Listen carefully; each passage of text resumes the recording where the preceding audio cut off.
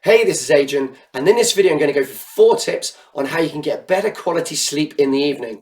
This is about setting yourself up in the evening by doing the right action steps so you get the best sleep possible. And I'm sure this is something that we all wish we could get more of, whether it's just longer sleep, whether it's going to sleep a little bit faster as soon as you go to bed, whether it's actually just staying asleep. It's really down to the action steps, and especially the action steps that you actually take later on in the day. Now, when you go to sleep, what I want you to think about is the 3 R's that are going to happen when you go to sleep. You're going to recover, you're going to repair, and you're going to rejuvenate your body.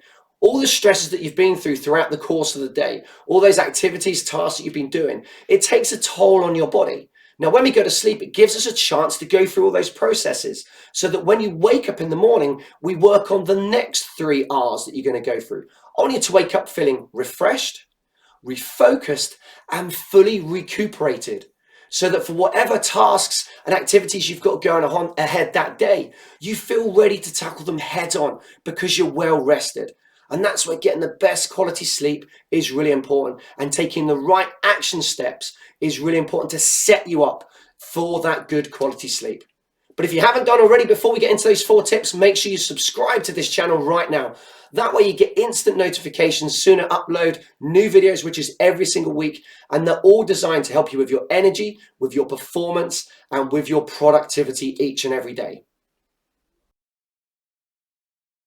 So tip number 1 is smart device. So light emitted through the day is there basically to keep us awake, to stimulate us. And the blue light emitted from your mobile phone, from your smart device, has the same effect. It's there to stimulate you, to keep you awake. Now, if you add that in with playing online games or scrolling endlessly through social media, you're really doing the opposite effect of what you want in the evening. In the evening, before you go to bed, well, you want to start winding down, right? You want to start getting your body ready for sleep. But if you're stimulating yourself in the evening by scrolling endlessly through social media, playing games, looking at your mobile phone, you're doing the complete opposite effect. You're actually stimulating the body ready for action. And what I want you to do in the evening is actually wind down. So at least 60 minutes before you go to bed, set your alarm if you use your smart device for your alarm, and then switch it off and then place it out the way so you don't look at it again until the alarm goes in the morning. And even better, what you can do in the evening before you switch off the light is spend 60 minutes or 30 minutes reading 10, 15 pages, 20 pages of a good book. So you really finish on a high. And this is where you can really bring in some personal development into your life by ending the day on a really positive note. So at least 60 minutes before you go to bed. If you can go longer, even better. And then that's it. Place it out the way. Don't look at it until the alarm goes off the next day. Tip number 2 is caffeine and alcohol. So caffeine is a stimulant. So it stimulates the nervous system to keep you awake. Now, it's the opposite effect of what you're actually looking to achieve in the evening. We want to start winding down, right? The last thing you want to do is stimulate the body, stimulate the brain for activity and action. You want to start winding down. So think about the last time you have that caffeine drink. Maybe no later than early afternoon is the latest that you're going to drink that caffeine. Okay, you can always swap over those coffees for things like water, decaf coffee, fruit teas, herbal teas. But think about no later than early afternoon when you have that last caffeine hit. You want to get yourself ready for bed in the evening, not wake yourself up ready for action, right? So make sure you think about swapping those drinks over. And when it comes to alcohol, alcohol increases things like snoring, disrupted sleep patterns. So again, it's not really conducive for a good night's sleep. And I know some people in the evening say to themselves, I must have a glass of wine before I go to bed in the evening to wind down. Well, think about swapping that glass of wine over again for fruit teas, herbal teas, just water.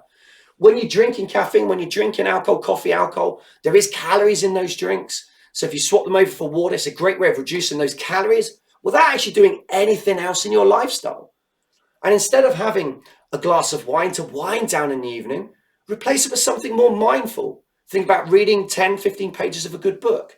Think about listening to some relaxing music. It's a great opportunity to practice your gratitude for things that you're grateful for and what you appreciate that day, to write down some things on a list that you appreciated from yourself, from others around you, things that you saw, things that happened in your life that you're grateful for and you appreciate. And it's a great opportunity to get a little bit of personal development in there. Practice your meditation.